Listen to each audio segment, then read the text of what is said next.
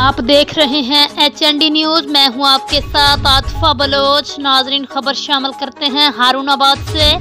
मुल्क भर की तरह हारूनाबाद में भी 7वीं खाना और मरदमशुमारी का आगाज 1 मार्च 2023 से हो गया है। पाकिस्तान में ये पहली डिजिटल मरदमशुमारी है जो कि टैब्स के जरिए की जा रही है। हारूनाबाद में पाकिस्तान की 7वीं और पहली डिजिटल खाना और मरदमशुमारी का आज असिस्टेंट कमिश्नर उस्मान अमीन ने बाकायदा इफ्तिताह कर दिया।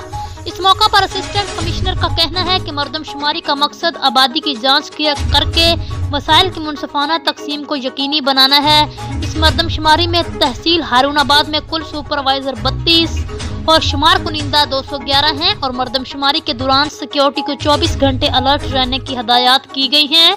और मजीद इन्होंने कहा कि फील्ड में हर सुपरवाइजर और शुमार कुनिंदा को सेंसिस SOPs पर सख्ती से अमल करने की हदायत की गई हैं।